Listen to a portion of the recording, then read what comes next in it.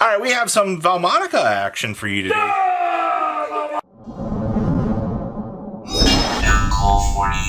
right, make sure you guys smash the leave crap out of that subscribe button so you guys don't miss out on more awesome content. Check out our friends, tradingcardmint.com down below, enter MCO40 and save when you purchase. So we have Vaalmonica today with my guest that understands how to actually play this deck.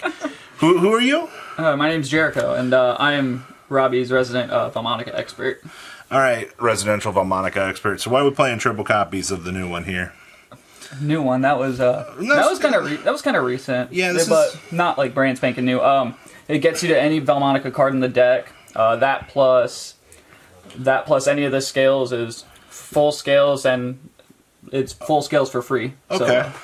So, this is a light fiend I've just been notified about. So this is full Fiendsmith combo, which is kind of BS, but you know what? That's fine. So if you somehow normal summon it, it is full Fiendsmith combo. But set out the other scale also. So either one of the scales, you activate in hand, discard another card, and you set both from hand. So if you get the Cellatrice and a scale, it's a free set of scales. I do see that you're only choosing to play 2 of these. Why is that?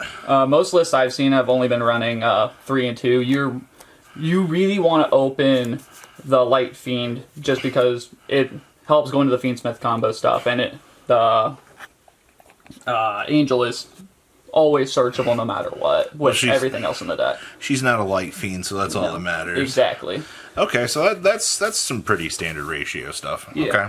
So we also have triple copies of probably the best card in your deck, arguably. Yep, the best of one of the best of Vaalmonica spells. So a lot of them have life gain, life loss effects. These the life gain, life loss effects are probably the best in the deck with this one. So gain life, put a card back, draw 2, lose life, add any Vaalmonica spell from deck to hand. But it is a hard once per turn, so you know. They are all hard once per turn. So the scales can copy their effects though. Really? Okay. Yeah. Okay. And then we have triple copies of this. So explain to me this field spell here, because this is always quite an interesting little...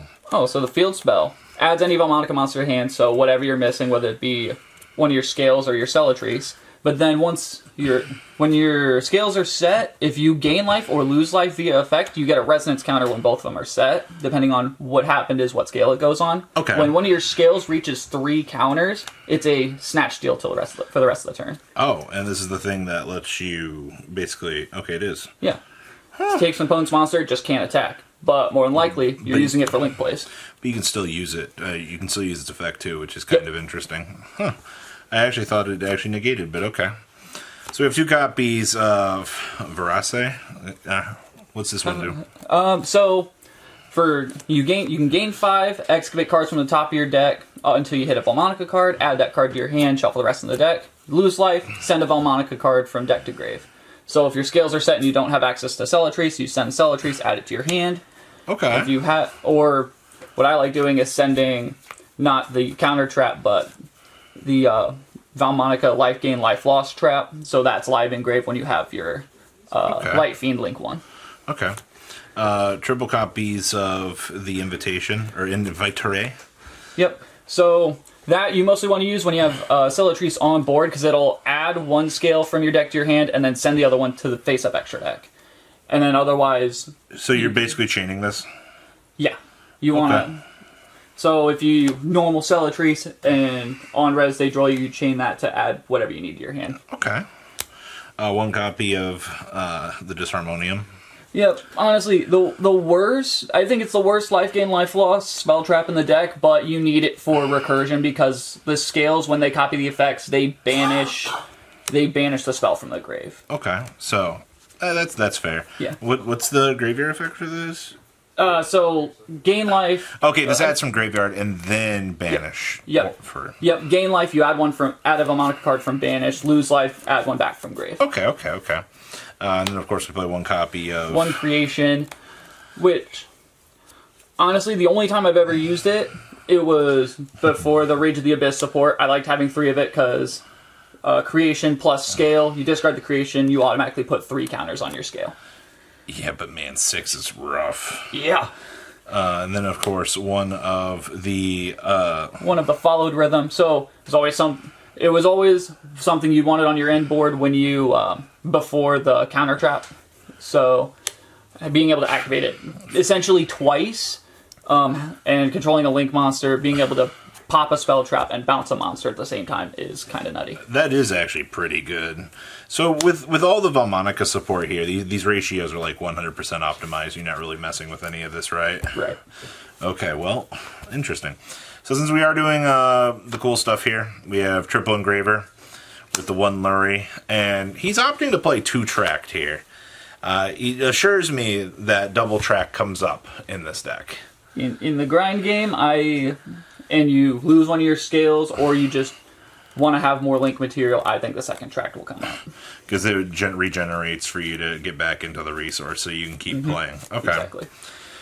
Then, of course, we have Triple Ash Blossom, Enjoy a Spring, Triple Imperm here, and then we are playing 1 copy of the Terraforming here to be able to tutor you into whichever... just the field spell. Any cool comments on the main deck overall for this? Nothing really. The extra deck is... the extra deck, especially with the main Vaalmonica extra deck, is quite interesting. Is pretty interesting. All right, so we're going to start off. You have the 1 Requiem for full Fiendsmith combo, because remember, our little friend gets us there. Does this actually come up?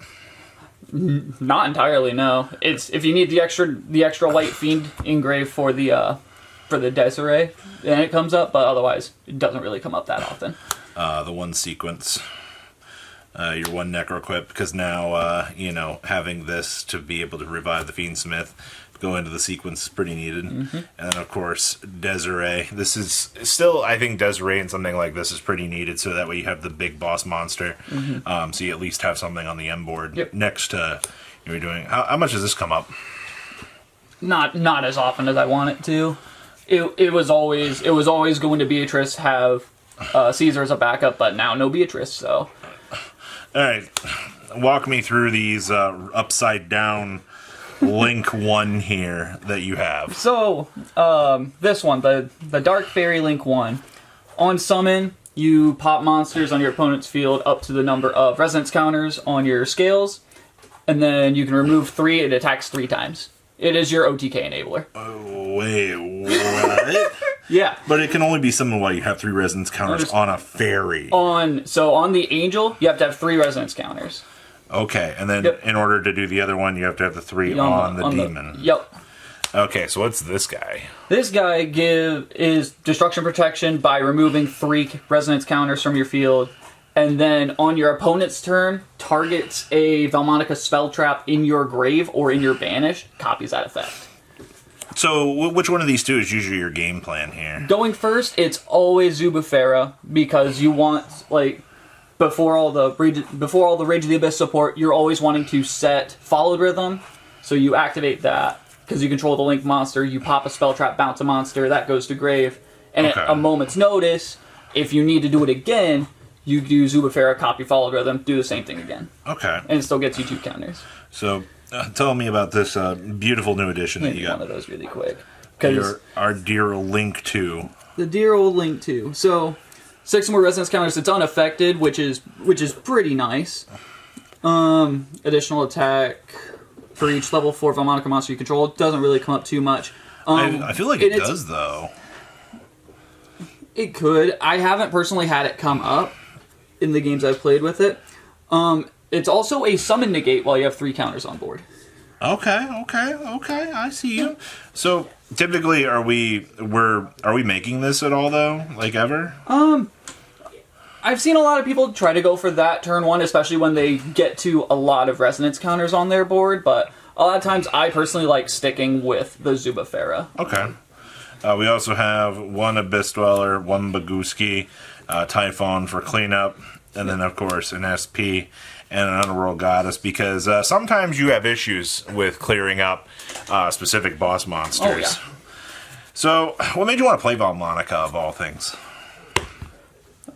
Made me want to play it. I mean, I like the concept of having the Angel and Devil on your shoulder, and I don't know. It seemed like a cool concept, and after playing with it a little bit in Master Duel, I'm like, this is actually kind of neat. I'll give this deck a try in paper, and there being an archetype Light Fiend, once I heard about the Fiendsmith stuff, I'm like, we're going to try this out, see if it works. All right. So, guys, check out friends, tradingcardmint.com, enter MCL40, and save and purchase. Thanks, Jericho. Patrons, thank you.